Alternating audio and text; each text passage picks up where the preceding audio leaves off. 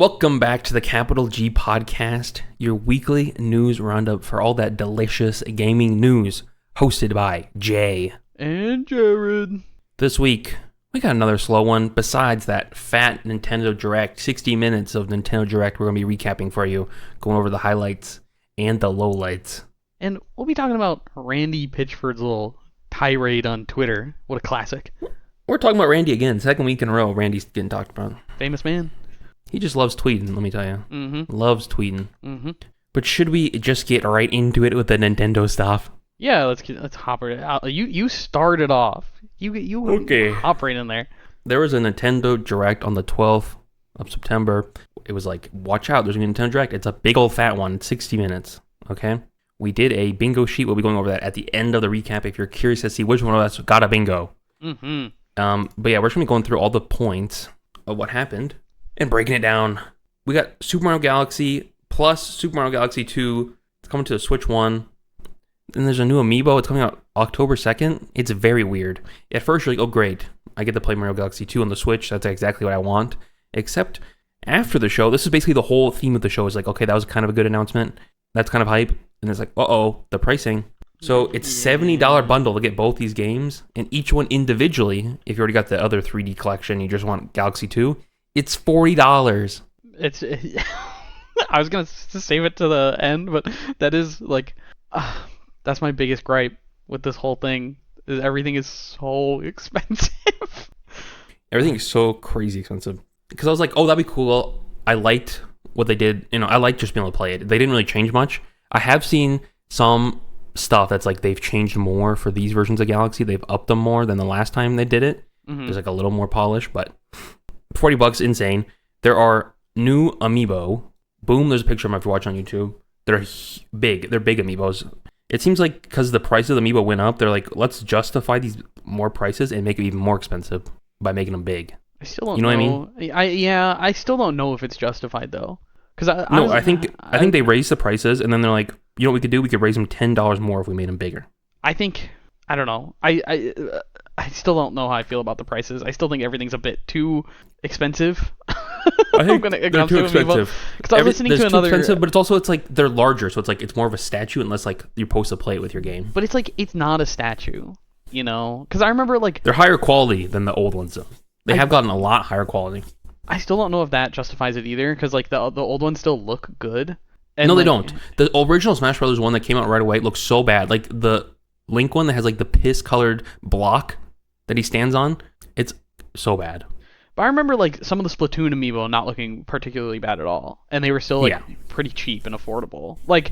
And I was listening to this one guy talk about the amiibo prices, and I kind of forgot they were $20. Like I forgot they were that cheap at one point. So it's like I don't know. It's steep. It's steep. Yeah, they're expensive now. I forget the pricing of these ones. They might be 40 or 50 each. Yeah, which if it's 50, oh my god.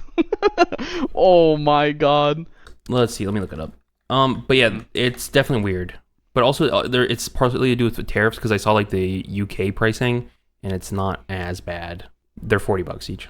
$40 each? Yeah. Yeah. I still feel like I don't know. It's a lot. It's definitely to do with it's definitely too expensive. You get the Nintendo tax, but then also you get China tax now because of how things are. Yeah. For something that's another fun thing you can buy that's less expensive is that Rosalina, her book that she reads in Galaxy 1, they are adding more pages, and they're also putting the book in Galaxy 2, and they're adding more pages to the story, and then that storybook will be a physical edition that you can buy. Yes, which is I do think that's kind of cool, and they're adding, I don't know if you mentioned this before, but they're adding more pictures into the game itself as well, so it's kind of cool. Yeah, they're filling out a little more. Mm-hmm. That'll be $25. Which is way better than I thought it would be. Well, it does look like a very skinny book, but I think it is hard to cover, so... Yeah. Moving on from that, we got a new game. This is our first new game. Mario Tennis Fever. Yawn, who cares? Who cares? This is on Switch 2 exclusive, February 12th. I genuinely, just like, who cares about tennis? We've done tennis so many times. They fumble tennis so many times. It's like, and it's $70. It's like, tennis for $70? Again, it's like... That's too high of a price for a spin-off series And I liked the like original Mario Tennis on the N64. I don't know. $70 is just a high asking price.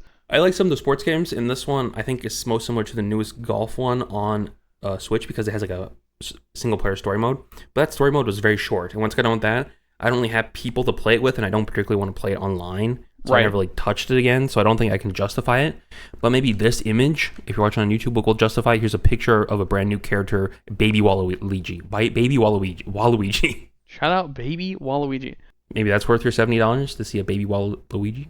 Because in the story mode, they all get turned into babies. I just wonder if the campaign will be long enough to justify the price, because I don't know. They did mention there is a ranked mode coming, and I don't know how many people are going to stick around for the ranked mode. It's like, how is everything so well balanced?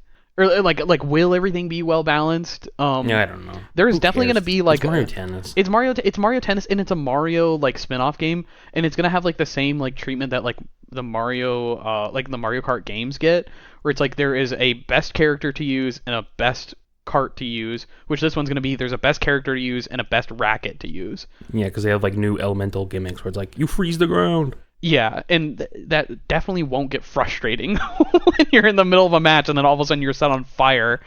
It just looks like generic mid-game. Mario Tennis. We've done this so many times. I don't know how you could be interested in this game for $70. I don't know.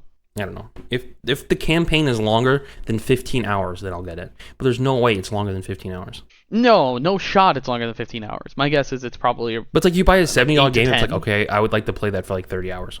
Yeah, but it's Nintendo. You know, yeah. they'll put anything. Well, it does make sense because it's like you're just supposed to play the multiplayer.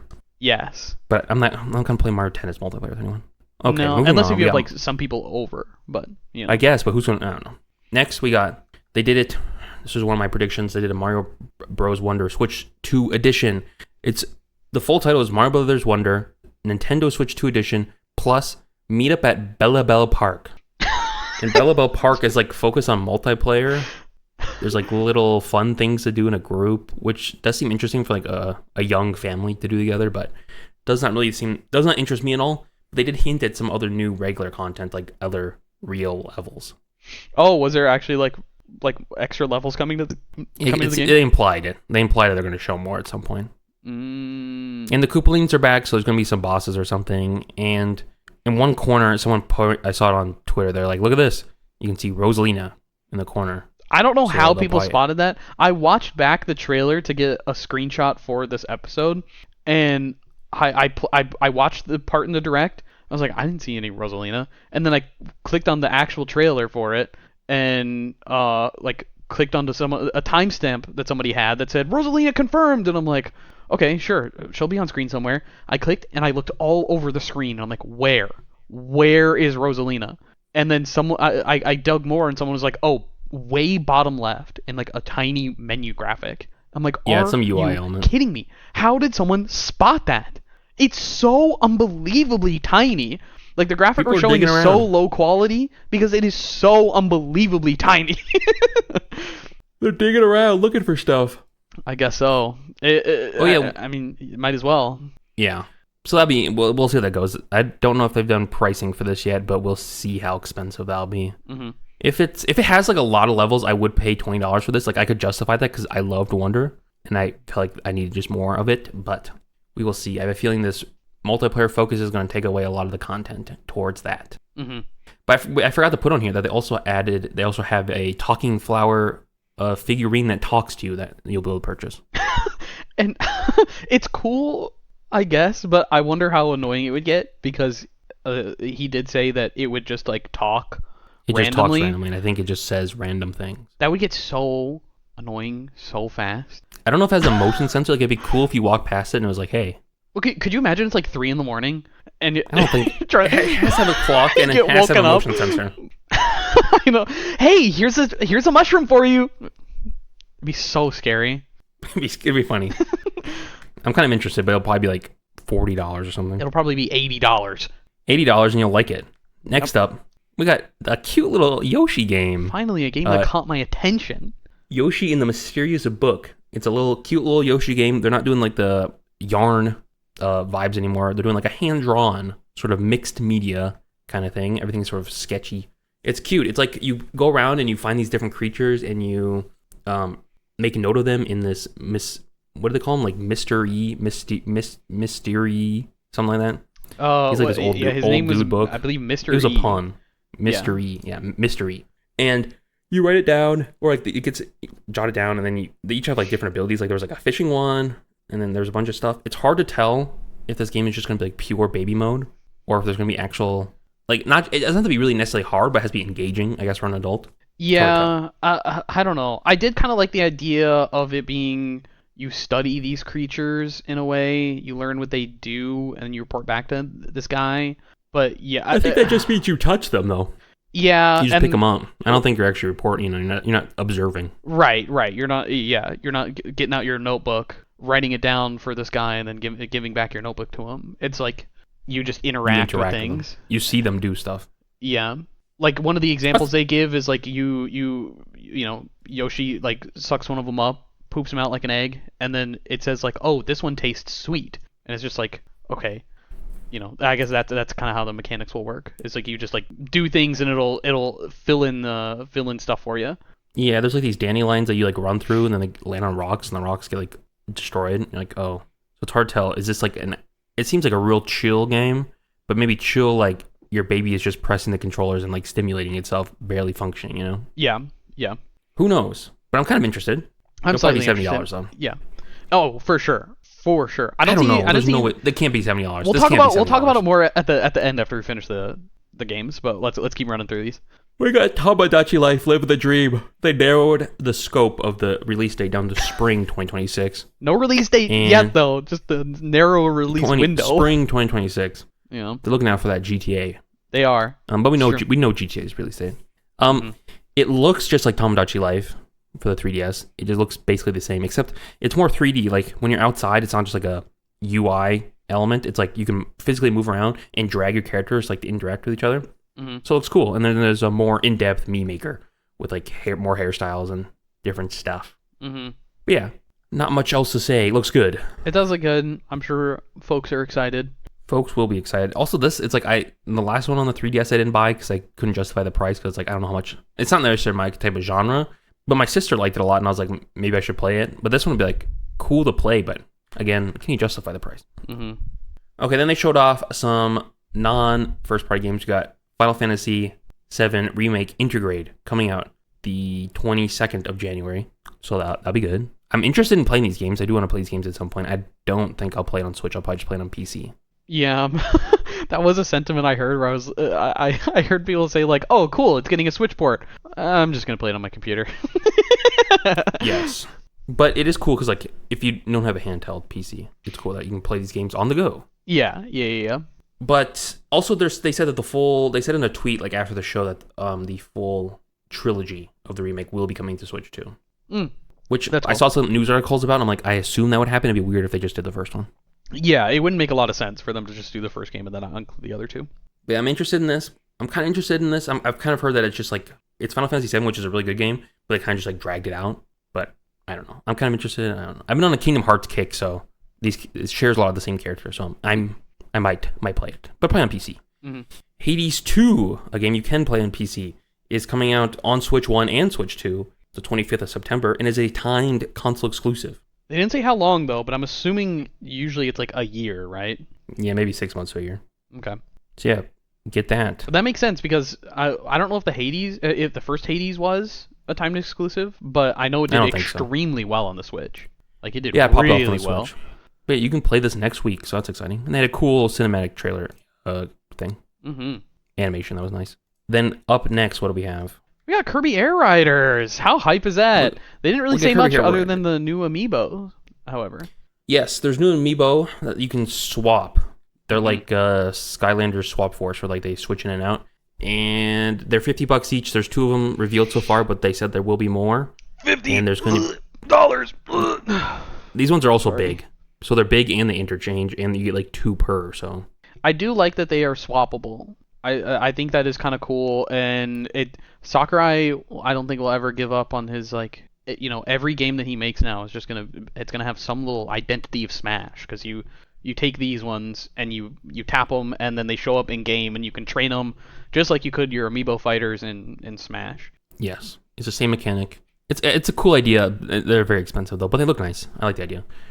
And they will be doing another dedicated direct just with Sakurai between now and when the game comes out. So look forward to that. Which I'm assuming is just campaign, like all based on. I would assume it's gonna be something that we don't know yet. Something big. Mm-hmm. Hyrule Warriors: Age of Imprisonment. We got a release date for that. It's looking good. Hopefully it runs better than the other ones did on Switch 1. I assume it will. And that's coming out November 6th. Just for Switch 2? Soon. I assume? Yes, this is a Switch 2 exclusive. Gotcha. I think. I'm pretty sure. I'm like 80% sure. Then we got Dragon Quest 7 Reimagined. It's a remake of Dragon Quest 7, which I guess already was remade on the 3DS. So some people are a bit dubious of that. But, that's coming on Switch 1. Remaster. Yeah, I don't know actually if that's true. 3DS is a minute ago, so. Yeah, that's true. Switch 1 and 2, February 5th. The art style is a little scary, but...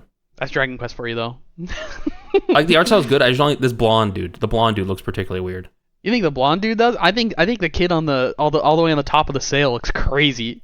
Well, he looks goofy. He's a goofy kid. He looks insane. The blonde guy doesn't look like he fits. Looks like freaking... They put Ken's face on a different doll. His mouth looks like a bean. It looks like a bean. Yeah, he's cute. It's just so silly. And then like they made all the women in the trailer look like really pretty and elegant, and then all the guys in the trailer just like insane. Yeah, as God intended. As God intended. Next up, we got one of the funniest, biggest reveal. It's a big reveal because it was shocking. Virtual Boy will be the next NSO game. Oh my God. Next Nintendo Classic. I got thoughts. This, I think, was a banger. It's a banger. It's the only reason I don't think it's a banger is because it requires you to use a headset. If it just let you play in 2D mode, I think it's a banger because it's like look at our mistakes. Yeah. We're demonstrating our mistakes on the silver platter. We're showing, look at it. We used to make bad. We made mistake. But you need a physical headset to play, which is either going to be the $100 recreation of the original headset that can either fit the Switch 1 or 2, or the cardboard, which is $25, which also fits both systems. But who is going to buy the cardboard? Like, come on. Like, at that rate, that's just like a go big or go home. But going big in this case is just like insane to me, because it's just like, buy our biggest failure ever. Buy like one of the biggest video game failures of all time. And it just seems such like a nostalgia money grab, in my opinion, rather than something. No, because no one has nostalgia for it. No, but people do have nostalgia for it because it's like, oh, look, it was like the world's first VR headset. It's a huge flop. People think back to it because it's like it's like a moment in time that was just like, this is like Nintendo's biggest L and one of gaming's biggest L's. So people do have like that kind of like nostalgia for it of being like, ooh, I never, this is a thing and I never tried it before. I want to be a piece of history's biggest failure. Yeah, I think it's cool. I don't know. I think there's not many companies who would be like, here we go. What we're doing for one of our big announcements? We're showing off our biggest failure. I just think it's also like a weird move for Nintendo because like they aren't really in like the good graces of the public at the moment. Like everyone's just kind of like everything Nintendo does is too expensive. So this just kind of feels like a weird. This was the one announcement I saw that was without criticism. Really?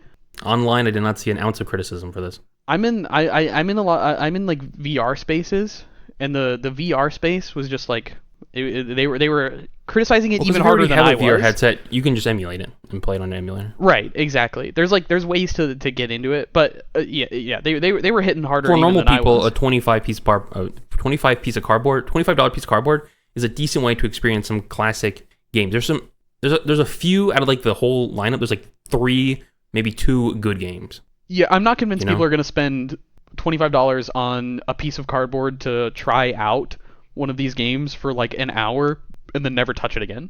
Because that's exactly what's going to happen. Yeah. And even if you do buy the big one, you're going to buy the real thing. You're also going to spend like an hour or 2 playing it. Show it off when you have people come over, and then it's going to sit on a shelf collecting dust after that. Yeah, that's cool for $100. Like, imagine a $100 figurine. This is as cool as that. It's like, look, it's a recreation of the Virtual Boy, an iconic gaming history moment.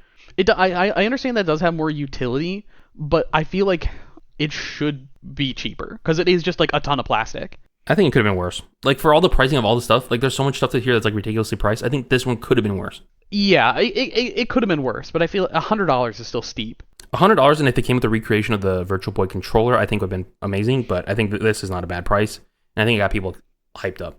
I will not be buying it because it's ridiculous. I'm not a person who buys, like, stupid stuff. Even though, if I owned, like, a house and I had, like, a place to display it, I would. But just, like, I'll probably just play it on an emulator on VR because I'm actually interested because I didn't even think about doing that before.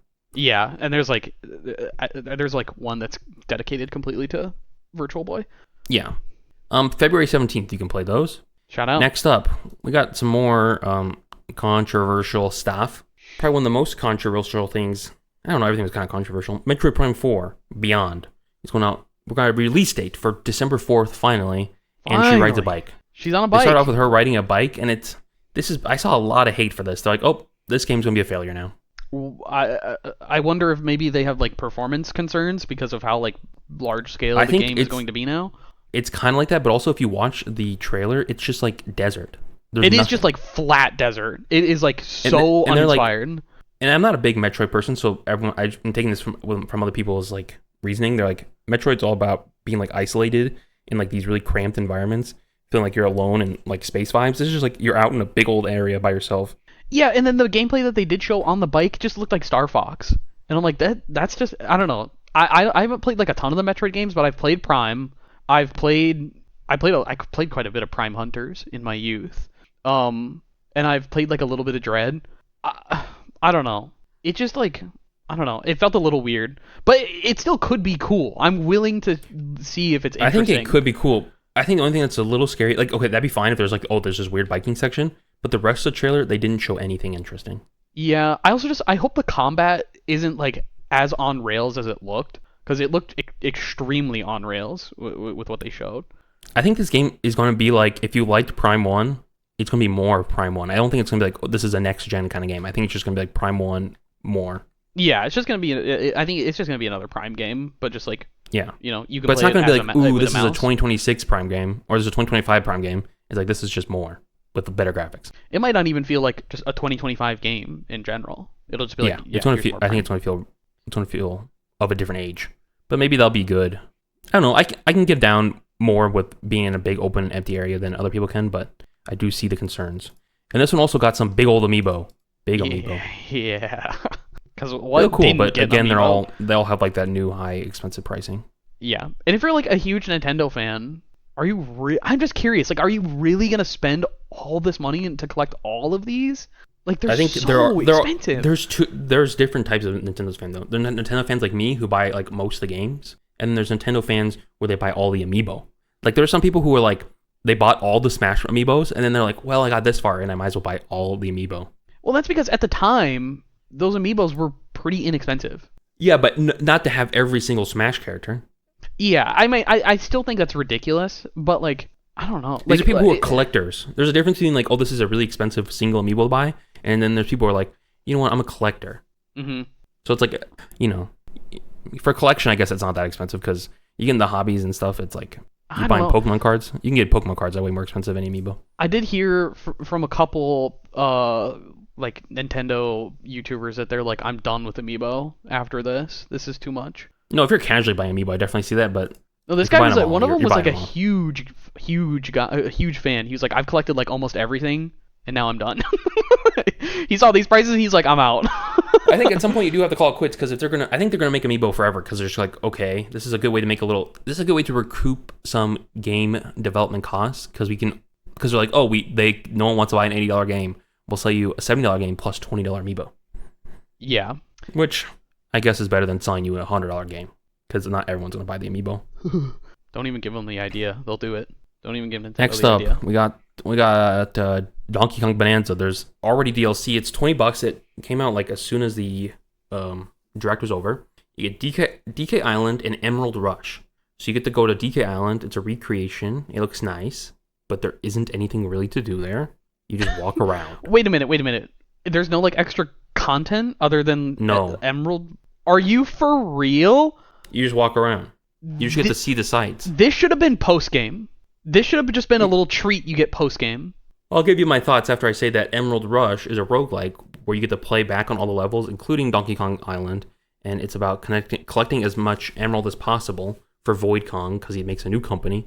And yeah, it's like I think they're like 90 seconds each or something. I can't remember the exact time, but you play through and you get like different abilities and stuff. You remove all your abilities, you have to rebuy them back with the emerald, and it's all about getting as much emerald as possible by doing different combinations of abilities. And it's $20. This has bad reviews on Metacritic. It has like a 6 out of 10 or something. And it's weird. I've heard only bad things, and I was prepared to tell everyone, don't buy this, it's bad, until I just watched Donkey's video just before recording this, and he says it's the best thing ever made. Not sarcastically. No. He was like, he loved Donkey Kong Bonanza, and he was like, I've been seeing all these bad reviews for it, and let me tell you, it's amazing. It's like they made the game for me. He said, basically, Donkey Kong Bonanza was the tutorial for Emerald Rush. What?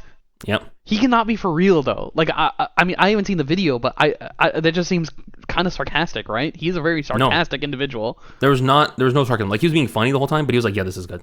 I mean, is it worth the $20 though? $20 is steep. I think $10 for a side mode that's not bad. I think it should have just been the post game for a $70 game. Exactly. I do think people saying it's just like Luigi's balloon, whatever the crap is. That's not true. The balloon thing was literally like it's so little content in the game that was clearly a free update. This is a step above that, so I would say $5. No, $5 for Emerald Rush, and then DK Island, that should have been post game. DK Island should absolutely be post game. I think Emerald Rush should just be a completely free update. I don't think there should be any sort of money for this. Like, yeah, they could have, if they made it a free update, no one would be like, whoa, this is crazy generous. They'd just be like, okay, that's cool. You hear indie developers doing larger updates for their video games than what they're doing here, and they charge nothing for it. It's a free massive you can't update. compare Nintendo to an indie developer though. I feel like they're still in the same realm of video games though. Like what I'm saying is they make so much, like Nintendo's making so much more money than these indie devs that they could just slide it. Oh, by the way, here's Emerald Rush, a free update after you complete the game.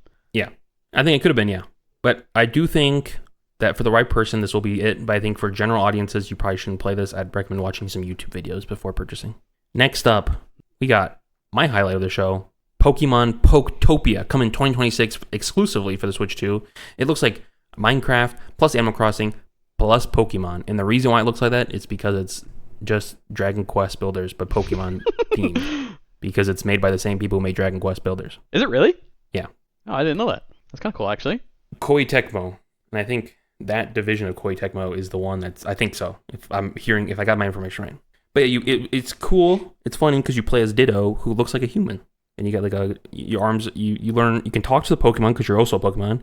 And you can learn abilities, and you learn how to like plant grass and water stuff. And it's like, it takes all the like building elements, and it's like, how do we make it Pokemon themed around all the different moves? And you learn from all the Pokemon. You help shape a better place for them all to live. And more Pokemon are drawn in, you learn more stuff. Mm-hmm. It looks amazing. It did look really good. I think like thinking about it more, letting this direct marinate with me. I also think this was probably my highlight because I like Animal Crossing. I like Pokemon. So the combination of the two sounds nice. It sounds like something I could sink plenty of time into. That's for sure. I've played demos for Dragon Quest Builders, and I can never quite get into it. I think I would if I played it for a little longer. But it was just never the right time. I think this will be perfect because, you know, you get that Pokemon IP to lure in, and then the gameplay, I think, will get me because I just love this type of thing. Yeah, I wonder if it will hook me more because I know Animal Crossing isn't like it's a weird life sim. Like it's not like I guess your typical life sim where there's like tons of farming and I don't know. Maybe, it's very passive. It's right, slow going in. Right. And I don't know. I one of the big things that made me keep coming back to Animal Crossing was like the like putting together different fits and like taking like pictures around my island and stuff. So I don't know. I'm interested. I'm interested in this one because it could hook me. It could hook me. Yeah, I don't know how much it's going to be like Animal Crossing. I think the only thing it's going to share is like that cozy gamer vibe, and then also I believe it is real time night cycle. Oh, is so it? That'll be shared. I think so. It's like that's based off like one tweet Pokemon made. It's kind of hard to tell based off their wording, but that's just what I'm guessing. I wonder if it'll be real-time seasons as well. I don't see them doing that. Oh, I would guess it's that, and then I'd guess there's going to be like seasonal content probably. Okay. As long as there's fishing, I'm good. Fishing, maybe. Probably not though. There's fishing in there's fishing in Pokemon. I just don't know what the context would be of the fishing in this game. Right. That's true. That looks fantastic, though. Looking for that. Oddly, a Switch 2 exclusive. It does not look like it's a Switch 2 exclusive. I saw some people mad at that. But, they got to move on at some point. We're moving on to Pokemon Legends ZA. They showed like a cut-up version of the final trailer. And in this trailer, they showed off Chestnut, Delphox, and Greninja Megas. Which is very, very, very hype. But I also have thoughts on how you obtain them. Okay, so you can't obtain them normally during gameplay. Mega Stones are obtainable as promotion rewards, and they are planned to be redistributed in future seasons. Okay, so the way it's going to work is there's going to be a ranked mode in ZA where it's like you're battling. It's like a 1v1, v1, v1. 4 people all go at it. There's going to be a ranked mode for that. And as reward for doing that in different seasons, getting to a certain rank probably, or maybe just playing like once, you will get one of these. Yeah, and I believe Greninja is like first season, and then Delphox is in a later season, and then Chestnut. They're not gonna all. Yeah, be it's either that or time. to the reverse of that order. But yeah. I just if it's participation, I feel a little better about it. I actually feel a lot better about it. But if it's like getting to a certain high rank, I don't know, and then it's like gone after that. I think that would. I don't know. I don't know how much I dig that, especially because of how big each of these Pokemon are. Like, these are a lot of people's favorites. So if someone like even if someone was just like, oh, I didn't even know that was going on, and you miss it, it's, I don't know. I don't know if Pokemon's ever done something live service like that before. No, they've done this. They do this all the time. Do they? Like every single game that there was a Mega, they've always been like, get this one limited edition. You have to do this stupid thing where you do this stupid thing and you have to be in a physical location. There's always, I saw on Twitter like a whole list of all these stupid things. I don't think that justifies this, but this is what Game Freak does. They do these stupid things, so you do all this weird stuff that no one actually wants to do, and they make it limited and weird. They always do this. Like soon, like next week, there's going to be a distribution for shiny legendaries for Scarlet and Violet. You can only get them by going to GameStop. They're always going to do this stuff. It's just Game Freak is even more greedy than Nintendo. Yeah, I don't dig it. I think it's very weird. Like, I know it's very weird, but it's just like this is how it always is. I know there's no monetary thing with it, but you do. There's a monetary. Wonder, you have to have a Nintendo Switch Online subscription. Oh, well, I wonder if it's. I mean, I know it is Game Freak, but I feel like Nintendo does get to pull some of the strings there. It's not all on Game Freak. I don't think Nintendo's like, what you should do? You should make them so they have to play your online mode to get these items. I could absolutely see them doing that because they have to have Nintendo's own. They have to have Nintendo's own online thing. Well, of course they've always done it. It's like it's the biggest media franchise. Of course they're going to. They know people will do it, but you have to have Nintendo Switch Online in order to do it. So I don't think that's. I think the only reason they're doing this is so it's like you play the online mode. Otherwise, no one's going to play it. They're trying to get people in, so like they're constantly playing Pokemon. I don't know if that's necessarily the case because I think people will play it regardless because it is Pokemon, and I think there will be a lot of people trying it, especially at launch because it's so new. I don't know. Maybe it's a retention thing. I have no idea though. I think it's all a retention thing. It's so you keep in Pokemon more. You're playing the game for longer. Because like they don't care for like your $5 for your month subscription or whatever. Mm-hmm. Next up, whatever. Did we get all the notes down for that? Yep. Okay. So next we got Mega Dimension. We got DLC revealed before the game comes out, and it's $30. This is justifiable. Can I say this pisses me off? This is the most justifiable greedy thing that we've seen on the whole list. This whole Nintendo Direct thing, I saw people complain about stuff. This is the only justifiable one. This pisses me off. I'll double down. This is the only one that's real. This is the only one that makes sense. I'll triple down. This pisses me off. This is so weird. It's $30 DLC being announced before the game is even out. This doesn't make any sense. They had to do it. They had to do it. They bar 2 new Mega Evolutions behind the DLC. Yeah. Absolutely insane. They had to do it. No, they absolutely did not. They didn't have to put... obviously, they didn't have to put Megas behind a paywall, but there's going to be obviously new stuff. Like, there's be a reason for you to get the DLC, and usually that is access to new Pokemon.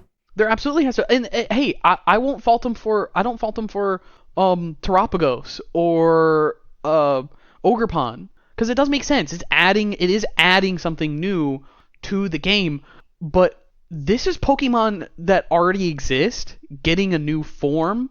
So it's even less. It sucks. It's not even a new Pokemon. It's just a new form. It's just 2 new forms, and they look cool. But that's the thing. They know people will still get it because it looks cool. Like people. But it'll be a lot. It's not going to be just new Megas. It's going to be a whole story mode afterwards. And I bet you there's going to be a lot of content because the last time we were doing the Hoopa Dimension stuff, that's how you got like a whole bunch of legendaries from across all the generations. I just wonder how much content it will be, because if Donkey Kong Bonanza's DLC, which came out, not long after the game came out, is $20, and you get a new island to walk around in, and then this other mode that honestly I don't feel like a lot of people are going to play for that long. Like what is $30 going to justify? So far all we have is just the 2 new Megas. Though. But it's still Nintendo. Pokemon has done so much DLC, and I can say about the Pokemon DLC, they are full content. Like I'm still playing through I did a new playthrough of Scarlet and Violet, and the DLC is a lot. There's a lot to do. I hope you're right. I'm just asking questions. If this is already there's a lot to do. $30. $30 is not a bad price. The only thing that's weird is they had to reveal it before the game came out because they're crunched for time. Like people who don't pay attention to like all the Pokemon leaks and stuff don't realize that ZA was supposed to come out like last year, and then probably a year later, like a bit later, 6 months later, then they're going to do a DLC. But they have to show the DLC now because they have to have a certain amount of marketing time for this DLC because they have to get it all done before February. They have to have ZA completely clean, and there's a rumor that there might be 2 DLC. I don't know, there might just be 1. It depends how it goes. But they have to get the whole slate clean of ZA before February, before Pokemon Day, where they show Gen 10 and they start marketing that. I don't think they had to do it because they could have just shadow dropped it and people would have still lost their minds. Yeah, but this is a huge. They got like this whole marketing thing was probably already planned, and then like, oh crap, we have to delay the game a year. Yeah, I do see what you're saying, especially with I guess new Pokemon information after ZA, but they also have to think of public reception because not a lot of people are paying attention to these Pokemon leaks, and even even gamers are not paying attention to these Pokemon leaks. Like it just gets thrown to them eventually, or when they'll see it eventually, but they're not down in the deeps looking for these leaks. So when they release or announce a DLC like this, public reception is, what are they doing? This is absolutely insane. The game's not even out yet. This is ridiculous. Yeah. And you just have to try and understand it from someone who does not follow that kind of stuff that deeply, because it looks like the greediest thing imaginable that you can do. Kinda, but it's also like, I think it's really greedy when you're like, oh, this could have just been content that was in the base game. It's like, no, the reason why they're adding content is because they have the budget that they're going to get with this extra money. This extra content was never going to be in the base game. But that's the thing. Nintendo makes so much money that they could just throw stuff in for free. The reason why they have so much money is because they make a lot of money. Well, it's because they know people will eat it up. They know they got the fan base already, so people will just eat it up. When they were at their lowest, like with Wii U and stuff, they weren't being generous with like, here's free stuff, because they had to make money. And now that they're making money, they're not like, oh, we should be generous all of a sudden. I just, I don't know. This is the Pokemon. This Pokemon makes it so you have to buy 2 copies of the same game to get all the Pokemon. Yeah, no, it's always been whack. I think that's another point that I have, like, I'm thinking of recently, is I know a lot of people are kind of saying, like, Nintendo has gotten bad recently, which I don't think that's the case. I think people are just kind of noticing, like they're just finally seeing it. Like, people, I think because there's more new people. There's more new people than there's ever been with Switch. It's like, I saw so many complaints online. I'm like, man, I wish half of you were around during the Wii U. If you got even a crumb of this amount of content in Nintendo Direct, you would have been pissing your pants in excitement. Yeah, no, I absolutely agree, because the Wii U was weird. It was extremely weird. It was I don't know. I have a soft spot for it, though. It was crap. They made crap. All the games were crap. Not all the games, but they were all crap. It was all just like half-baked crap. And then the 3DS came out before that, and that was also crap at launch. The hardware was weird. The 3D ability barely worked. And then it cost way more money that they had to drop the price a month after. Mm-hmm. And they were like, oh, here's the consolation prize. Here's some retro games there for free that you can already get for free that are just like nothing games. Mm-hmm. I think they've always been this way, and we're eating right now. This is like peak Nintendo right now. But I think it is just it's just a lot of people noticing it as well. People are. I think because there's a lot more new people, and there's a lot of people who aren't Nintendo people being like, ooh, what's Nintendo up to? I can't wait for a new Animal Crossing. It's like, there's not going to be a new Animal Crossing for like 1 to 2 years probably. Yeah. I don't think they're not devoid of criticism though. Like I think they're not devoid of criticism, but it's like you're yelling at your alcoholic dad who's not going to stop drinking. You know, it's like things are the way they are. But it's fair, you know. It's fair to complain. Yeah. But all these people who complain will be purchasing every single game. Yeah. Well, I think there will be some people who do stop, but with Pokemon, people are still gonna, you know, they're gonna bite. I mean, you know, I'm spitting the worst all this Pokemon crap, and I'm games still gonna probably performing, worst graphics. Pokemon Scarlet and Violet sold almost 27 million units. Yeah, no, it sold big. It sold huge, and I think Nintendo knows that they have all these complaints, but you know, people will buy it anyway. Only 5 million people watch the Direct. No one cares that the DLC was like the people who buy the game are not actually going to care that the DLC came out. Most people probably don't even buy the DLC.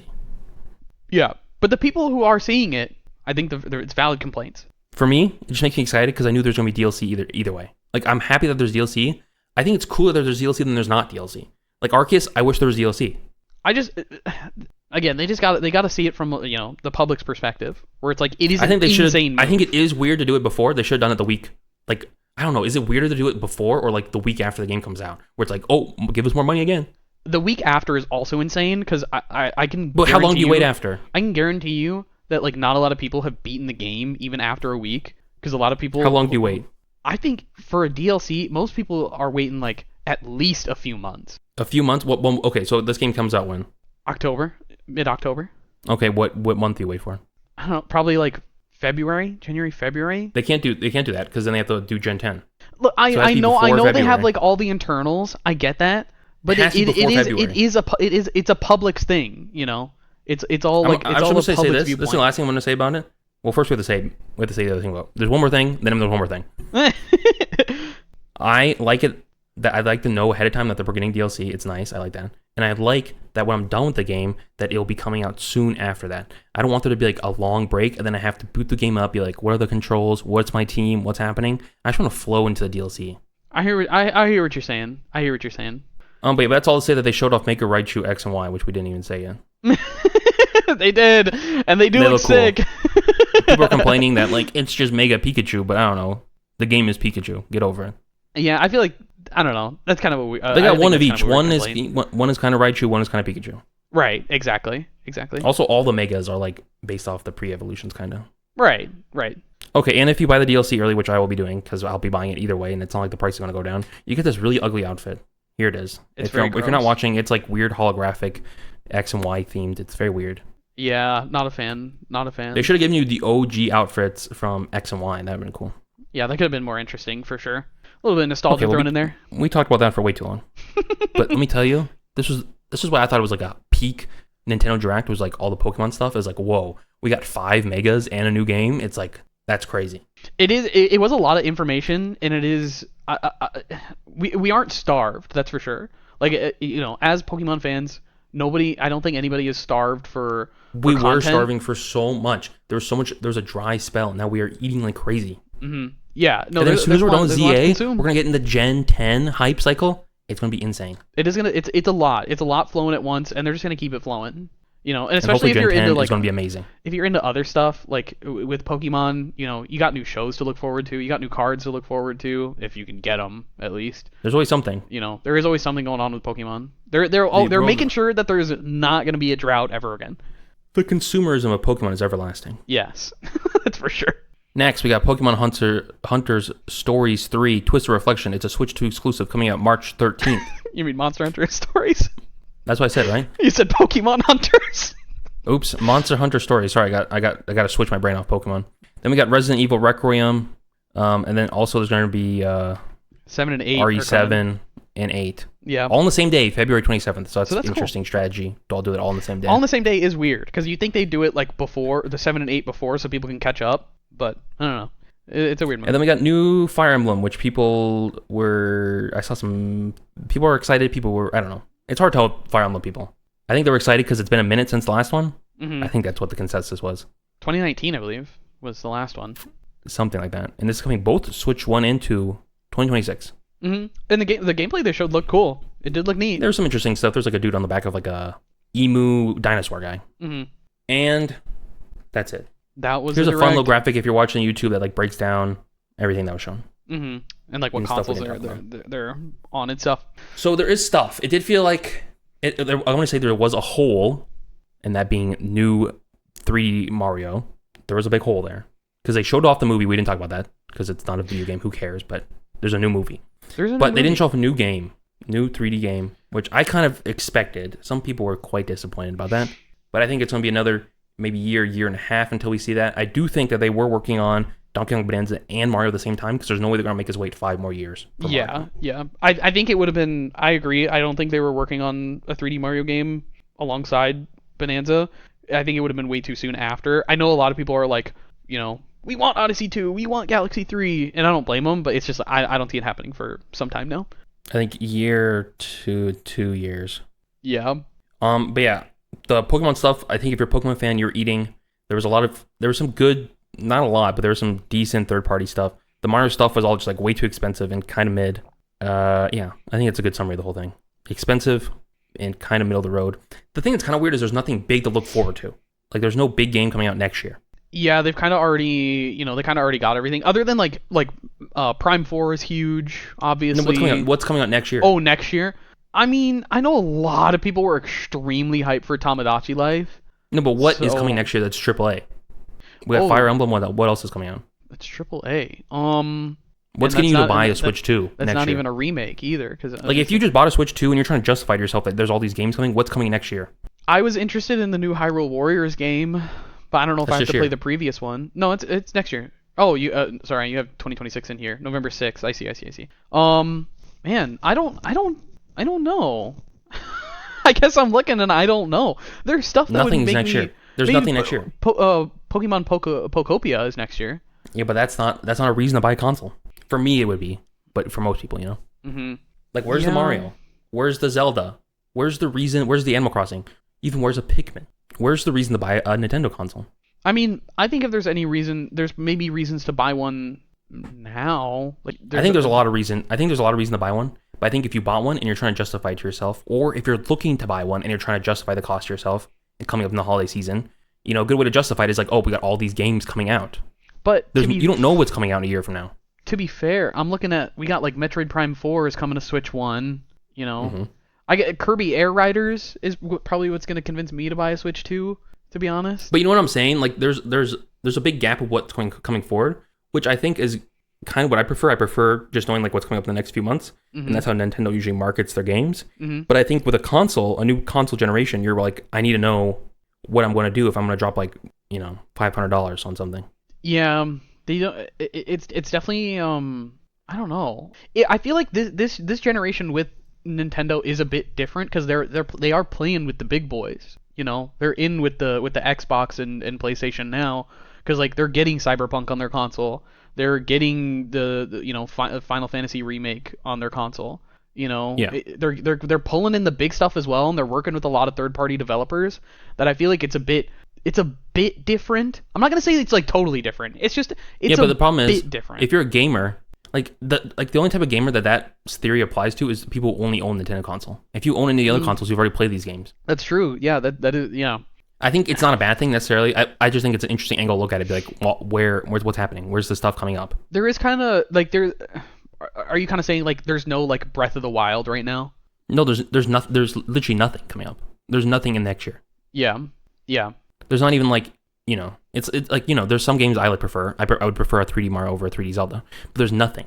Yeah, especially to try and convince trying to convince someone who like already has like a PC, or an established gamer, Well, even if you just have a Switch 1. Yeah, that's also the justification for buying a whole new console is to play third-party games. It's not. It's really not. It's not. That's not a justification. That's a nice add-on. When you get the console, like, oh, I can now play these games I never had access to before. But it's not a reason. You're not going to buy. I don't think no one's buying a Switch 2 to play Cyberpunk. You buy a Switch 2 and then you're like, oh, Cyberpunk would be cool to have on it. Yeah, I wonder if they'll announce something early on in 2026 for the later half of 2026. I don't think they will. I think we're gonna wait till a third through the year for them to. They don't have to market that many things out that long. Mm-hmm. 8 months, 6 months. It's like I don't know. Mm-hmm. Yeah, because right now it's like I don't know. Because if you want Pokemon, and you don't want to shell out $500 for the new Pokemon, you don't have to. You don't have to. You literally do not have to. And I would imagine Nintendo wants people to shell out all the money they can. Mm-hmm. Absolutely. Like if they amiibos are expensive or whatever, but if they really wanted you to spend money, they'd be like Galaxy 2 that's only on Switch 2. It is kind of interesting that they didn't make Legends ZA a Switch 2 exclusive, because that That's game would because it was move supposed to consoles. come out last year. Yeah. I think it would have been a Switch 2 exclusive if it was supposed to come out at this time. Yeah, and I guess they probably didn't even plan for it to come to Switch 2, huh? No, they probably were like, oh, last minute we should probably do this because we're gonna line up now with the Switch 2. Yeah. So I wonder how much better the Switch 2 version will be. I don't know. I think it'll run at. It's gonna be like Scarlet and Violet, I imagine, except less dramatic. I think the game's gonna run better overall because they spent that extra time to work on it. But I think it's gonna be high resolution and just overall a little smoother. But I don't think it's not gonna be as bad as Scarlet and Violet. I don't think. Yeah, maybe there'll be a little extra particle effect or something. I'll probably pick a Switch 2 up before the new Pokemon game, because I also want Kirby Air Riders, and that one is for sure a Switch 2 exclusive. That will move a console for me. That moves a Switch 2 for me, because Kirby Air Ride was like such a big part of my childhood. I don't know. Yeah, if they don't reveal a single player for that game, I don't know if I'm purchasing it day one. I just wonder if that puts into question, like, that's just like nostalgia pushing me to buy a new console. I think Kirby Air Riders is only nostalgia so far. Yeah, and I mean, it does look good. It looks like a polished, it looks good. Very polished it looks good. Air Ride. I like all the graphics. I like everything that they're doing, but it does not look anything new. It looks like a remake of the first game. Yeah, this is like Kirby Air Riders is probably like one of the only things I will bend the knee to. It looks like a $70 remaster. Yeah, they got to show off like a genuine campaign. They have to show something new. They have to show something fresh. Mm-hmm. Everything they're doing is like a little plus to what they already had. They're not doing anything like, whoa, that's a whole new twist. They didn't show Top Red though, and that bums me out. I don't know if there will be then. I want Top Red. Will they have to rename it? I hope not. They better keep it that whack ass name. Yeah. So then also I think a big negative of the show was I think a weird hole in it. The whole thing that I think a lot of people were predicting that there's gonna be Mario Kart World DLC. No one was going into it thinking Donkey Kong DLC. People were thinking Mario Kart World DLC. That reminds me, we should probably talk about our bingo cards. Well, we'll get to there because we got one story between that, but we'll get there. No, I can pull them up now because I, for some reason, accidentally put this picture, if you're watching the YouTube video, of Randy Pitchford in between the Nintendo stuff. Here is the Nintendo Direct predictions. Neither of us got a bingo. Neither of us got a bingo. Jay I was got so close. Way more right than me, though. I needed Duskblood's gameplay. I thought that was going to happen. Yeah. But Elden Ring is supposed to come out before Duskbloods, and Elden Ring, I think, might be getting delayed because it was running bad. Yeesh. And then Star Fox, that's kind of screwed me. That one shooting for the moon on that one. It ended up in a bad spot on my board. To be fair though, I think one of mine, GTA 6, is probably definitely more over the moon than Star Fox, to be honest. Almost certainly, but this was a critical spot. Like, look at that. I could have had it. You could have had it. Like, if only Mario Wonder randomly landed on that square, Yeah. New Mega Evolution in a different world, I could have had a bingo. Yeah, that one could. Do you have anything else to say about this Nintendo Direct? Because we have been talking about it for over an hour. I mean, it was packed. I think we just, we had opinions on it. That's for sure. We definitely had opinions on it. Yeah, I think also we're a bit starving for gaming news at the moment. And yeah, the Direct was probably the biggest thing that happened this week. We're both big Pokemon people, and I'm a big Nintendo person, so there's a lot to talk about. Mm-hmm. And it's interesting to theorize like what's going on in their heads, because it's kind of a weird. I would say this is a very weird launch to a console. It is weird. And Nintendo's on a different wave. They're like acting weird. I feel like when I think Prime 4 was having issues. Yeah. I think they had to move. I think they had to do a switcheroo of a few games around. They had to shuffle Hyrule Warriors. They had to shuffle Prime 4, and then maybe they had to shuffle Donkey Kong Bonanza, even like this DLC or something. They had to move some pieces around on their puzzle board, and maybe that's why they're a little off their footing. Do you think it's because of like how, I don't know, how much more powerful this console is? I think it definitely does complicate game development and adds to a lot of cost. Also, probably balloons development teams. They have to have more people working on these games. Mm-hmm. But I think this Prime 4 it's been a haunted game ever since its beginning. It's been a project I imagine it's just weird. There's been constant issues with it. Mm-hmm. And also, it's been so long, it's one of these things they can't really mess it up. Yeah. I wonder if it'll be... Nintendo hasn't done a No Man's Sky or a Cyberpunk where they hype up a game for 8 years and then it fumbles at launch. Will this be the first? I think you might be right about that. This might be their I think even if it is, one. it's a small blip, because I think Nintendo knows that this game ain't selling. Really? Metroid doesn't sell. I did hear someone say that they feel like Nintendo feels like releasing in December they feel pissed off about it, like not like waiting till the holiday season to release this game. It's yeah, it's just it's like when you think about it, you think Metroid. That's big Nintendo. That's one of the big dogs. Mm-hmm. It's a franchise that doesn't sell. Yeah, but this one's been so hyped up. But you're right. So hyped up though for gamers. Right. Even exactly. all the Nintendo betas will not be buying Metroid because it's a first-person shooter. I don't know, but the Nintendo betas are the ones talking about it. No, but there's a subsect. There's the Nintendo diehards in the Nintendo betas that are like, I need to buy every amiibo. I will be getting this. Mm-hmm.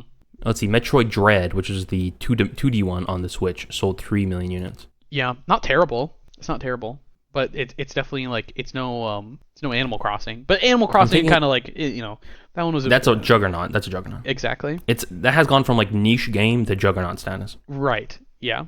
But yeah, I'm looking. I don't know. Yeah, I'm looking at the numbers. It's just like this. Okay, so I'm getting my information from a Fedora skeleton on Reddit, and they're basically saying that a vast majority of Metroid games have sold over basically over 1 million. Sure. And it's just like, this is not like, for Nintendo, this is such small peanuts. They're like, okay, we'll make a game, and they probably wasted so much money making this one. Mm-hmm. Yeah, they probably hate this project. We just got to get out the door. They probably do hate this game. And when you see like Nintendo do like a new store, like they're like, oh, look at Nintendo San Francisco store. When they show like what characters are on the outside and like what characters get merchandise, it's not like they do some Metroid merchandise, but Samus isn't there standing next to Mario. Right. Right. They're not. It's not part of the Big Five. The Big Five, like in Nintendo. Yeah, because they always do like these little graphics where it's like all the Nintendo characters walking together. Okay, here we go. Here's the graphic. The Nintendo characters that are all standing next to each other are Mario, Inkling, Isabelle, Link, and then they do Pikmin. They toss a bone to Pikmin. A Pikmin, really? It's because Pikmin is like at the heart of Nintendo. It's like it's cute. It's like the niche, small indie, not indie, but the darling of Nintendo. Yeah. Yeah. Yeah. But basically, it's Mario, Animal Crossing, Zelda, and then the secret one that they can't actually put on like all their merchandise, like all their marketing stuff, is Pokemon, obviously. Can they really not? Well, I don't know how it works. They have like different rights and stuff. They just don't put it in because it's not a Nintendo. Pokemon is not Nintendo. Yeah, but people will associate it with that. That's for sure. And then even like before Metroid, we got Kirby would come before Metroid. That's true. Kirby would come before Metroid. I'm surprised Kirby isn't there instead of like a Pikmin. I'm surprised. Yeah. I think Kirby just doesn't fit in as well. He's just a little guy. And I guess they just have a really really soft spot for. The Pikmin are like the only, I think, characters in the Nintendo universe that can switch in between all the worlds. Like at the Universal Park, the Pikmin are the only ones that are in both, that are like in the Nintendo land, because it's all Mario themed, but there's Pikmin around. Oh, interesting. Because Miyamoto was like, the Pikmin, they don't care about the laws. They can go in between all the worlds. Like that little lore. That's fun. Yeah. But it's like Zelda has to stay in Zelda. Zelda can't interact with Mario. Right. Except in that one game where that happened. But yeah, I think that's everything. Any other notes? It's expensive. It is expensive. That's kind of how I felt at the end of it. I'm like I like the Pokemon stuff. I don't like the DLC. I think that's but insane. the DLC though, you did have to say though, when they announced the DLC, that was like a hype, like what is happening? No, it's hype, and I think that's what pisses me off more is that it looked good. Because that trailer that little teaser looked so good with the art style. Yeah, and it made me feel excitement like that I haven't felt in a minute for Pokemon, because everything gets leaked, and I like watching leaks because it gets me more excited to like have this prolonged knowledge and be like, ooh, I know what's coming up. I wonder what it's actually going to look like. But having something that was actually not leaked was like, oh, okay, I see I'm getting the hit. Oh, you feel the appeal now of getting something not spoiled for you? Kind of, but I prefer the early information. Yeah. It was exciting though. I don't know. I just don't want to be like so much of a hater. I thought the Direct overall was good, but it's just like hard not to like say that what they're doing is greedy, in my opinion. Yep. I understand that they're like a big company, they're a big corporation, but it's kind of ridiculous the price that they'll try and justify for this stuff. Especially, I mean, when it comes to Super Mario Galaxy plus Galaxy 2, like the price on that is just absurd. Especially if you own 3D All Stars.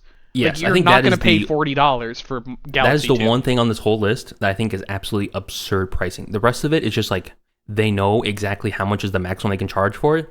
I think the Galaxy stuff is an absurd price. Yeah. I mean, everything else is like them just taking the levels and being like, okay, what's the absolute max people are going to buy this? The Galaxy stuff is like, how much are they going to buy this? Let's make it like $20 more. Mm-hmm. Because like, what? $70? $40 for each? And I think the Donkey Kong DLC is also insane. I think, I don't know, I don't think we know the price for Pokemon Pokopia, but I feel like that price is also, like $70 for that kind of game is also going to be insane. There's no way that's going to be $70. That's going to be $50. I would hope. That seems more reasonable to me. But also, it's like, I'm going to bring it up. It is crazy that a game like Silk Song can release for the price of this Donkey Kong DLC and have so much more fucking content. Yeah. Like, that is crazy to me. Especially with how hyped up, like, they could have charged full price for Silk Song and people would have bought it, you know? But they didn't.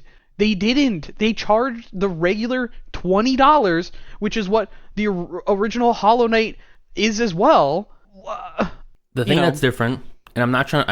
I like Nintendo, and it's hard for me to be like, oh, this is the justification for the price.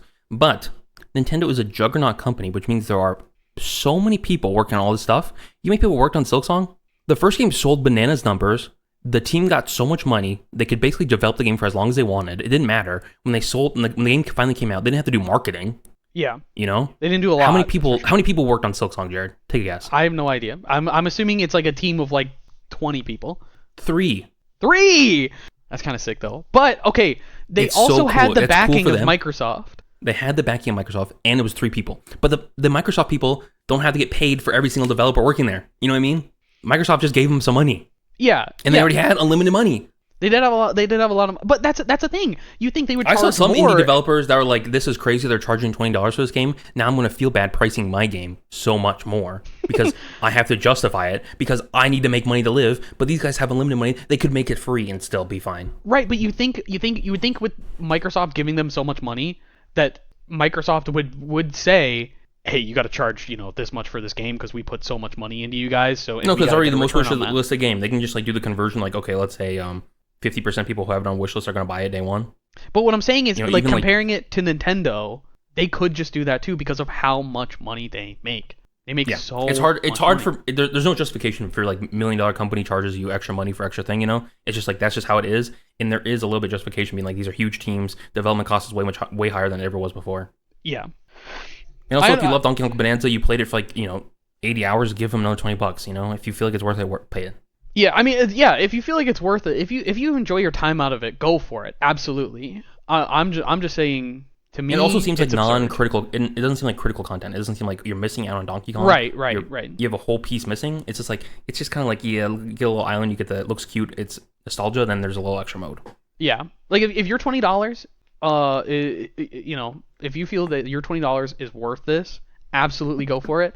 I will not stop you. I'm not here to yuck anybody's yum. You can have as You're much fun yucking my as you yum. want. I'm not gonna buy this though. There's no shot. I love Donkey Kong Bonanza. I loved it so much. I went out bought the amiibo. I was like, I'm not gonna, this mode does not interest me. Yeah, I just think I don't feel like it's a little absurd. But that's it's absurd. I think it's slightly absurd pricing, but it's not as ridiculous as the Galaxy pricing. Yeah, the Galaxy pricing. The Galaxy pricing is a spit in the face. The $20 DLC is just the new Nintendo. That's just what Nintendo charges. Yeah, for sure. I think we did it. I think we just I think we found a way to talk about this for an hour and 10 minutes, even though I said let's keep it to 20 minutes. I knew we would. Honestly, I knew. Well, that was what I was afraid of. I was like, you were like, okay, we can talk about this. We can talk about this. I'm like, we don't need to talk about other stuff. We got Nintendo. Yeah. And then also I was listening to some other podcasts where people went through it, and I'm like, ooh, we could talk about that for like the same amount of time. Even if we talk about it for less time, their show is like twice as long as ours. Like people talk 3-hour podcasts about this. Oh, for sure. Yeah, people have. I mean, I'm sure we could have more to say. We could sit here for another hour talking about it, probably. But I think we covered it because we'd be repeating ourselves. Yes, I think we covered it. Mm-hmm. But overall, if you ignore the money stuff, it's pretty good. There's some decent stuff. Yeah. If only people you could ignore the money stuff. Well, if you could ignore that, just don't buy in the extra stuff. Just get the games. Don't buy all the extra crap. Wu-Tang said it best. I'll just say that. Wu-Tang said it best. What did they say? Cash rules everything around me. Yeah. Well, yeah. There's gonna be a crazy person who buys all this stuff. Don't do that. Don't get the Mario Tennis. What's wrong with you? Don't buy Mario Tennis. You're an adult who has a job. You see how much your time is worth. Don't buy Mario Tennis. I mean, if you want Mario Tennis, fine, go for it. But it's like, it's crazy. All to I'm me. gonna say, if you're thinking about buying Mario Tennis, look how much time you played the last Mario Tennis for, and then see if you can justify to yourself to pay $70 on a new one. Yeah, yeah. $70 for a sports game? That's ridiculous. What is this, 2K? Yeah. It'd be $100 then if it was 2K. I guess to their credit, they probably aren't like charging you money to get like in-game stats. If you'd ask me which one I want to play, I'd play Mario. Yeah. Let's look at Randy. Do we want to look at Randy or do we want to save this? No, we're talking about Randy because it's going to be irrelevant next week. All right, it'll be quick. It'll be quick. Randy, if you go on Randy Pitchford's Twitter right now, scroll. Just keep scrolling. If you haven't looked at it yet, scroll. Go on your phone right now, turn off this podcast and scroll. Don't turn off this podcast. Listen to our beautiful voices. There's beautiful stuff to read on there. While we walk He's losing his mind on Twitter. He's losing his mind on Twitter. He's just long threads, long posts. I didn't know you could make such long posts on Twitter. It's like, what are you doing, Randy? You should be making money moves right now. Your newest game just came out. Stop tweeting people. Honestly, if he was smart, he would just be retweeting the good stuff, because there is good stuff that he is tweeting in between this ranting. He was doing like regular marketing where he's like retweeting people who are like content creators who are paid to play the game, or everyone's like, this game's fantastic. Which I found out even Zayn Malik of 1D fame got paid to play this game. I think they've spent a ridiculous amount of money on marketing. Yeah. Did you get your Butterfinger skin yet? I keep getting that ad. Okay. Butterfinger skin. There's a Butterfinger collaboration. Oh. Borderlands 4 or something. I don't know. I keep skipping the ad. Okay. Okay, so we got tweets. We got tweets from Randy. Is Randy short for something? Randalled? Ronaldo? Is there anything in particular you want to say about these tweets? We have some of them on screen now. I just think it's kind of insane that he wants to blame people for the game being poorly optimized. Oh yeah, I guess we haven't said. He is on Twitter raging at people. Yes. Being like, because everyone's like, this game is good, which is good for them, but also the game runs horribly and is so bad on PC that it is insane how bad this game is. And like AAA, blah blah blah, gaming's ruined or whatever. Gaming used to be better when I was a child. So far, it is critically acclaimed, but it is sitting at mixed reviews, and all of the negative reviews are its performance and crashing. There's crashes. Lots of There's crashes. There's a lot of crashes, and then also it just runs like crap. You got a 5090. You're trying to play this thing at 4K max out settings. You're getting 70 frames per second. That's not bad, but for 5090, maybe you should be able to get them some more frames, and it only gets worse as you go down in the graphics cards. I did watch Jack Fraggs' video on it, which was sponsored, by the way. But he was running the game. He showed his settings. He was running on a 5090, and he was running on 1440p, which usually he'll try and boost his games like all the way up. He says he's a graphics guy, so he'll try and push like the 4K with the ultra settings, But he was playing on 1440p on like high to medium settings and getting like 70 FPS in combat with, I believe, frame gen on. If I'm not mistaken, it could have been native. I don't know if he had frame gen. I can't remember. He did have DLSS quality on, though. I do know that. Yes, it's bad, and it's not amazing on console. It's console's not bad, but I've seen some truly atrocious, especially the later you get in the game, some really bad frame rates, like horrible, unplayable frame rates on console. Yeah, I've heard some people say there was memory leak, where like the longer you play the game, the slower and slower the game will. Yeah, I don't know if that's happening or if it's like one of these rumors where it's like people on Reddit are like, actually the game has memory leak. But yeah, there's clearly something wrong. Right. And Randy's not happy that people are pointing this out. No. Randy's saying you got to get your expectations in check. Yes. Yeah. He's calling people like ignorant and they're like, 4K? Really? You should just play at 1080p with frame gen on. Yes. He also, I love this one. I'm going to pull this quote. He said, every PC gamer must accept the reality of the relationship between their hardware and what the software they are running is doing. I think PC gamers understand this more than anyone else. They understand like, okay, I have a 3080. I'm not going to be able to run this game maxed out settings. Like I have a 3080. This game should run at a frame rate that I don't want to throw up playing. Mm-hmm. Oh, I also want to read this one because I'm going to read these two back to back because I thought these were really funny. Yep. This tweet was in the response of one of his tweets. I'm going to read it in a nerd voice. If that last post makes you have a negative reaction, I bet you have emotions and expectations that you feel aren't sufficiently attended to. I'm sorry. And then we got this one. Borderlands 4 is a premium game for premium gamers. That's a crazy thing to say. Imagine if Nintendo said something like that. In like a response to like Donkey Kong Bonanza, where people were talking about like the frame rate being weird, and then they're like, This is a premium game for premium gamers. This is for premium gamers. Oh, you can't afford the DLC for ZA? Maybe you're not premium enough. You're not a capital G gamer, actually. It's crazy. It's crazy. It's just like, Randy, what are you doing? Why do I do this on a good game? Right, you're kind of winning here. Just let your team solve the issues, and you're fine. Randy should be like, I'm so proud of my team. We've made a great game. The reviews, all the critics are saying it's great. We do know we're experiencing some hardware issues on PC and some on console. Please wait for our team to be able to develop these issues. So if you have any issues, please just submit a report, take care of whatever. We are working our best, and we're hoping to get by the end of the year the game running in a better state. Yeah, exactly. Please enjoy the game while you still can. And then be like, sorry about that. Just apologize to people. Be like, oh, maybe change this setting. Because he's kind of like a gamer. He could be online being like, oh, maybe change this setting, which he is doing to some people. He is doing. He's just like, I don't know, maybe just like turn your settings to 720p and also like don't cry as much. Yeah, and he did. There is a tweet somewhere in there where he did call people dumb, which I thought was kind of funny. He's just mean. Well, he's not mean. He's angry. You can tell he's very angry. He is very angry. Like, bro, people like the game.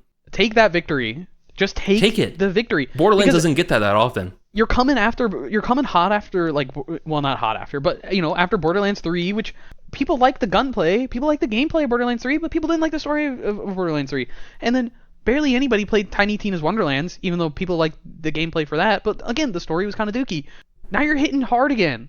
People were hyped. People are calling this, you know, they're talking about what the magnum opus of Borderlands was, which was Borderlands 2, and they're saying that this game is similar to Borderlands 2. Take that and run with it. What was on the USB stick, Randy? What was on it? Randy? That's a great question.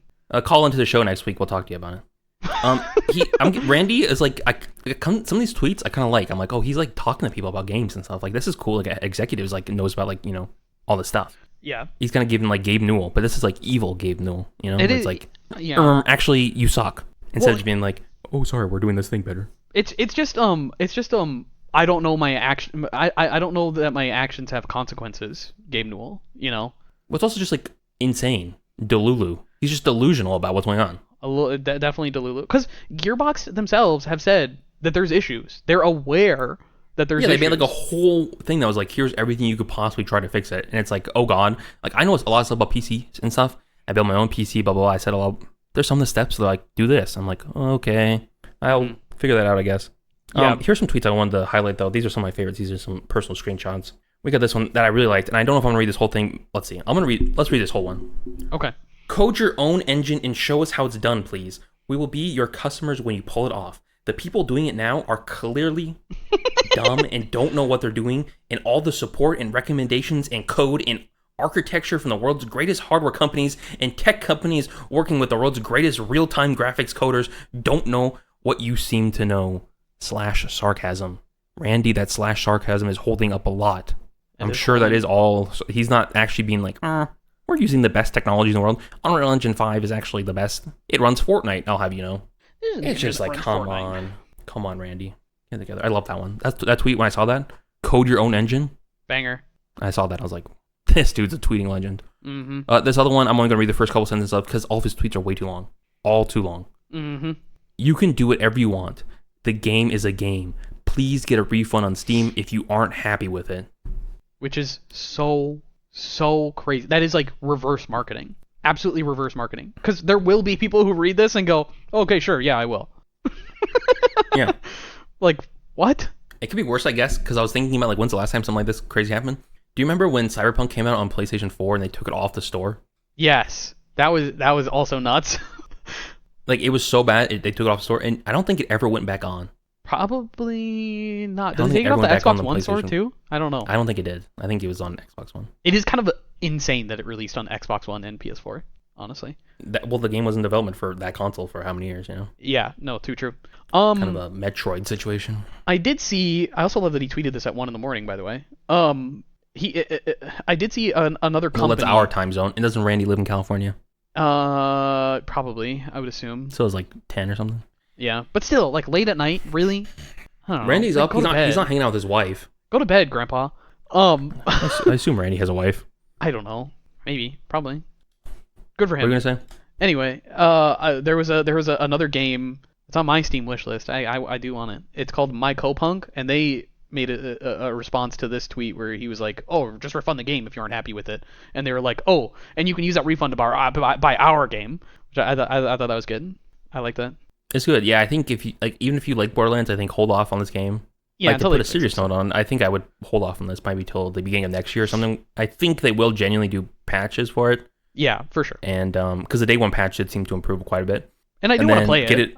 Yeah, and maybe get it when it's a cheaper price. You know, yeah, it's a win-win. Exactly. And Randy Pitchford does have a wife and one child. There you go. Boom. Not spending time with him.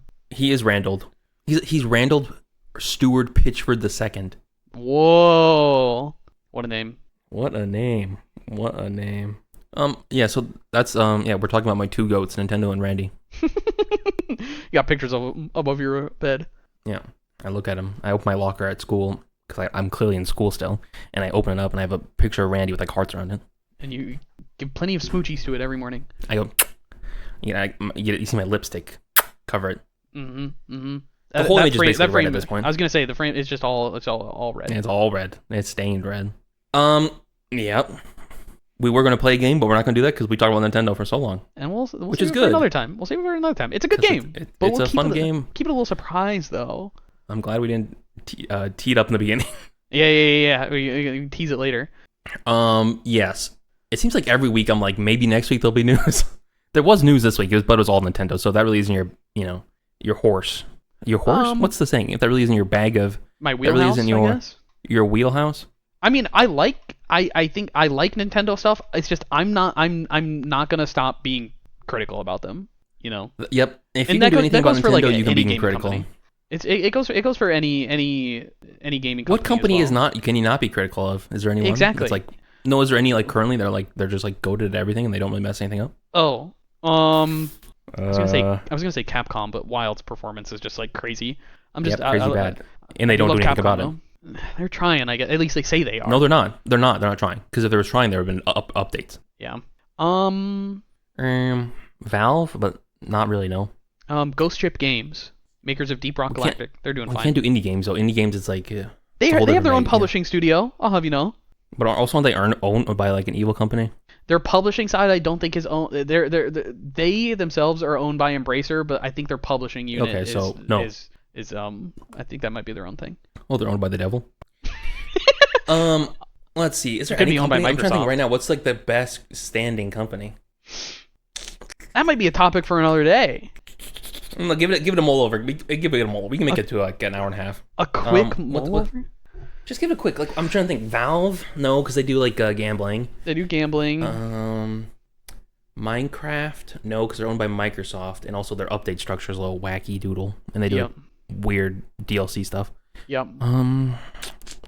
I feel like PlayStation's got to have something weird. I can't think of anything that they've done though. I guess PlayStation necessarily doesn't do anything. They're pretty free of controversy though, when you think about it. They are pretty free of controversy. Things are expensive like Nintendo, but not as controversial. I think people really like to dogpile Nintendo. Not that they don't deserve it, but I think Nintendo's a good punching bag because they do a lot of weird stuff. Mm-hmm. I'm looking up PlayStation controversy right now because I am curious. You mean when they made me pay for PlayStation Network? There was the Helldivers 2 controversy, I guess, with PlayStation. Which was what? Which was PC players had to make a PSN account. Oh my god, that's link not that bad. The PSN account. You gotta do that for like so many games. Yeah. I don't know. I don't agree. I think it is annoying, but like, come on, gamers. Oh, that one's like that one's like cemented in like PlayStation history. That's a big one. I guess Sony. I mean, do they do layoffs? They have to do layoffs, I'm sure. Not really though. They're like on that Japanese wave where they don't really do that stuff. Yeah, they do pretty good. Things are expensive. They did have they had a boycott. It looks like in late 2024 because they reduced the amount of store credit available from PlayStation Stars. Like it seems like a rewards program where you could earn like it's like Microsoft like rewards. Nintendo gets in controversy every week. Microsoft fires 1,000 people every other month. You know, it's like I think they're doing pretty good. I think we may have found the winner, Sony. Who would have guessed? Except they're a little too woke, don't you think? Have you seen Stellar Blade? That's so true. Like, come on. Like the gamers did not like. Also, they put out Helldivers 2. Are you kidding me? No, but the gamers didn't like what's her name because she was too manly looking. Oh, Alloy? Yeah, they're like, why isn't she anime waifu? why isn't she anime waifu? Why am I not like attracted to her? It's like, bro, do you even like women? Oh, I've had Randy like, up on the whatever. screen this whole time. Oh wow, you just love Sorry, that. Randy. everyone. Just scarring everyone at home. Yeah, Sony, I guess they're doing pretty good. They've got to have It's something. expensive. Though. They've got to have something. It's expensive. They are a big and then corporation. you have to get the console with its own disk drive. That's controversial, I guess. Yeah, that part's weird. They've got to have something though. They got to have something bigger than that. Like I guess it's hard. Neither of us paid that much attention to Sony. No, we usually. I think. Yeah. Well, I was a Microsoft Xbox gamer for a long time. Kind of slowly distancing myself. But that's a good thing about Nintendo is like they're just greedy. They're not evil. Yeah, and Xbox and Microsoft are quite evil. Huh? Yeah. I wish I could say Valve, but Valve, like with the gambling stuff on Counter-Strike, it's weird. The gambling stuff is so bad. It's so bad. And also, I saw an interesting thing that was like, what's going to happen to Steam after Gabe dies? Probably just go to like the next guy. Yeah, but it's like, will it become more capitalistic? Will it be like, I wonder if they're going to put the pressure on like juicing the money. You know what I mean? Like Gabe's pretty gamery. You know, he's like a real gamer. So yeah. I think it's ran pretty good for what it is. That's the fear. And maybe the pressure will get put on and be like, oh, actually, we got bought by like, you know, Embracer Group, and now we have to do all this stuff. No shot Valve will ever get bought by Embracer Group. No way. No, I don't think Valve could get bought. Yeah, they're too big. It's like Walmart getting bought, you know. But yeah, that's it. You got anything else to say before I say adios? What I have to say is, if you liked this episode, give us a like and rate us 5 stars on those audio platforms. Be sure to subscribe to the channel so you never miss an episode. And we will be back next week with the latest gaming news. Is there anything coming up this next week? I don't think so. Not that we know of, but there could be a surprise heater. And we'll talk about it next week. You might as well tune in next week. And if there's nothing, because we're kind of in those doldrums of summer where no one wants to do any news, I guess. Mm-hmm. We'll have a fun game. We'll have a fun little game. Maybe we'll have 2. Depends how little news there is. But yeah, thank you for watching. Appreciate all you. Bye-bye. Bye-bye.